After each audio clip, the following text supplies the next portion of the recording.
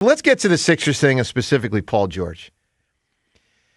So let's start with this. Is it double antenna? I don't buy it, Day. Rhea, do we buy that it's medication? And look, we don't know. Antenna. Do you buy that it was just mental health medication, or do you think that's just a cover? I find it a little fishy. And here's the thing is, if it was he was taking something for mental health, there's a real simple way to find out if Check. And I know some people said, well, maybe he didn't want anybody to know he was taking it. That's why you have an agent. He's got one of the biggest agents in the business, has lots of NBA players. You have him call the league and go, hey, is this okay to take? Yeah, I mean, I agree. There's no excuse. There was no excuse. The only path you should take as a professional athlete, I mean, they tell you all the time, you know everything you put into your body. Yeah. It matters. It is your livelihood. I think the vagaries abounding. I mean, I understand they can't tell you exactly what this was. It's hard to not know exactly what we're talking about here. Well, I'll just say this before we keep going. Part of what makes me skeptical, and I want to be very clear, this is not a knock on the mental health elements of life, because that's a real thing. I'll just say this. Part of what makes me skeptical is, other than Andy Pettitte, when do you ever hear anyone say, I did it! You caught me! No, my favorite is when they fertility. If it is whatever they use. But if it is a performance enhancer, whoever says, you know what, you nailed it. You got me. I didn't hear Alvarado say it. No. Like you got me for trying to cheat. Well, the thing that's... So I feel I'm right to speculate, because I feel like athletes almost never really keep it real on this type of topic. He's a veteran. You just ask. I mean, there's no excuse for it. Well, there's that too. I mean, he is such a veteran. He's like a super duper veteran. Yes. He's been on half the teams in the league. Yeah. This guy has been around the block and then some. He's been around the planet. Yeah. This guy should not make this mistake. That's a huge mistake. Now, this is a mistake he could have avoided, should have avoided. I hold him responsible entirely. Sure. Well, either way. He's taking responsibility, but that doesn't help our team. Well, 25 games were without him. Let's get to that. So here's the way I say it. It really hurts their chances in the playoffs. Sure does. And the reason isn't because they'll lose 3 or 4 or 5 more games than they would have over these 25. That's not the reason. You might have to go on the road in the first round instead of be a home 4 seed or 3 seed. That's part of it, but that's not the heart of it. The heart of it is Maxey, Edgecombe, Embiid, and Paul George have not played that many games together. They just haven't.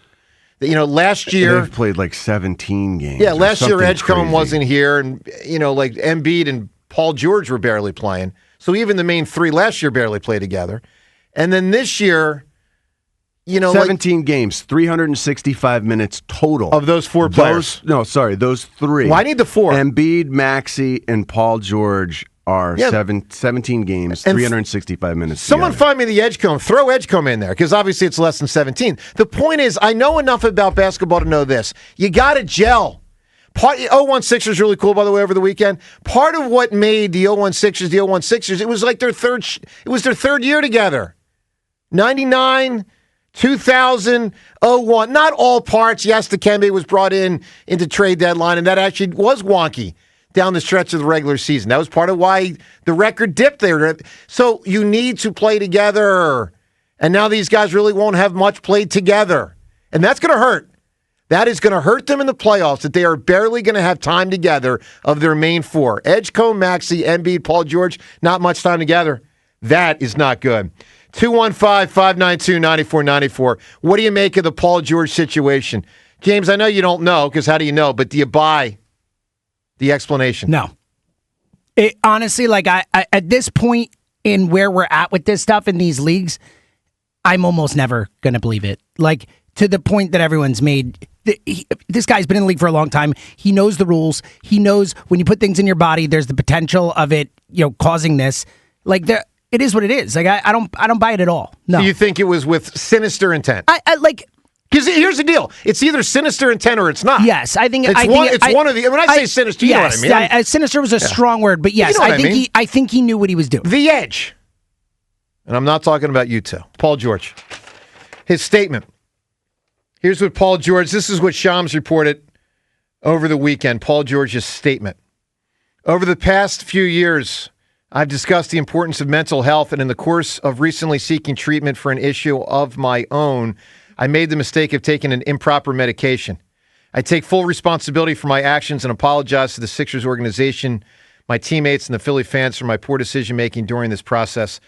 I am focused on using this time to make sure that my mind and body are in the best condition to help the team when I return. All right, Charles Barkley doesn't buy it. Let's listen to Chuck on, I was going to say TNT. Charles Barkley on ESPN after the news came out over the weekend. Here's what Charles said. Even if it's on the list, they would let you take that for mental health. For mental health. And listen, Kenny, I'm 100% agree with you. It's something fishy going on here. Now, I don't joke around about mental health, but if you're taking some for mental health, that's got to be an outlier to the NBA. Not a performance enhancing. Yes. Come on, man. That doesn't make sense. That doesn't make, listen, like I say, as my girl Judge Judy said, if it doesn't make sense to me, it don't make sense. All right, maybe Charles is right, maybe he's wrong. I mean, there are certain type of medications that can be mental health that are dinged by the league. Simply run it by. Right. You go to your team, and if you don't want to go to the team because you don't want them to know about it, you have your agent call the league. And you have the Players Association. That's what Players Associations are for. But for sure. But guys, Charles is, I think, saying something else. He's saying, I just don't buy that it was mental health.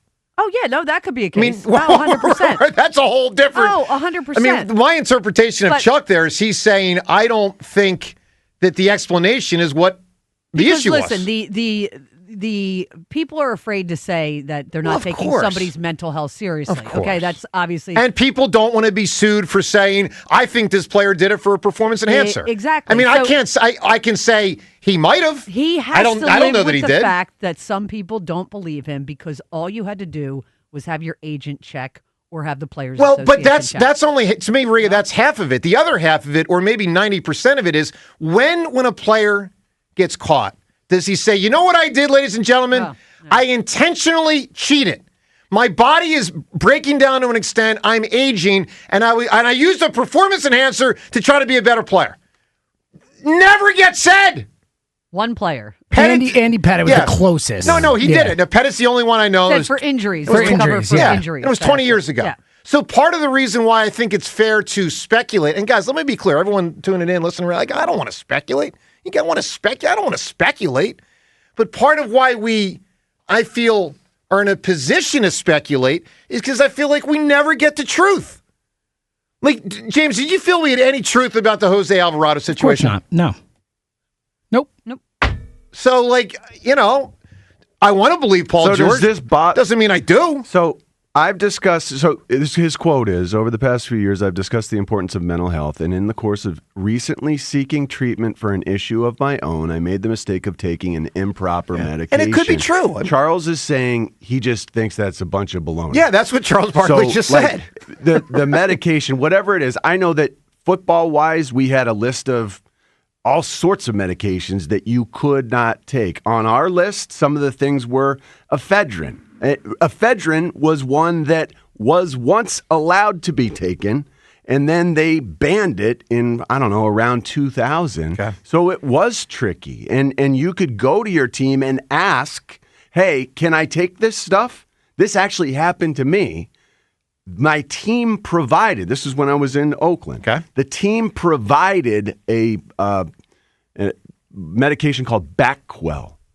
Backwell was provided for the entire team. Whole team suspended. Low back. You imagine that? Seriously. No, I'm joking. Go ahead. Because that rule changed and because it was legal and then ephedrine became banned over the course of an offseason, you had a bunch of guys get busted for taking this stuff that the teams were providing that teams just didn't realize, holy cow, now this has an ingredient that has become banned. It really is. You have to stay on top of this stuff. But as a professional athlete, that is your job. Yeah. That is your job first. You know what you put in your body. I have no doubt Paul George knew exactly what he was putting into his body. I do doubt that it had something to do with mental health. I don't know. Yeah. No, that's fair. That's fair. You don't know. So we got to sit and wait for 25 games, and we're never going to know the real whatever. Yeah, we're not going to know. But it is absolutely frustrating. This team had a chance, a small chance this year. But once again, this hurts. This hurts. And by the way, the team, that cluster, the big three or big four, if you include VJ, they are not repped out. They are not repped the way they need to be. Yep. And that's another problem. I don't know when we're going to get these, whatever, the reps that we talked about. 17 games we've had Joel, Paul George, and Tyrese Maxey play together.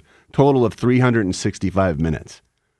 Total. Well, yeah, so I think you're striking at the heart of the matter for the team. I mean, independent of what the heck happened with Paul George specifically, I think the heart of the matter moving forward is that's why it hurts so their much. Chances in the playoffs because these guys needed to play more and more and more together to vibe together on the court. And now you have 10 games at the end of the season to try to do that. That's not good. Let's go to the phones. 215-592-9494. And by the way, 10 games to go in the season. That's when you might be resting Embiid more. And that's when you might want to rest Maxey and Edgecombe more. It feels like they play 49 minutes a game. And again, Giannis is injured right now, so he'd be coming back from like 4 to 6 weeks. I think he's out. Like that, he's going to be coming back and have to ramp up. They're probably not going to trade for you. I agree. I'm just saying it'd be a tough spot if they did on top of it.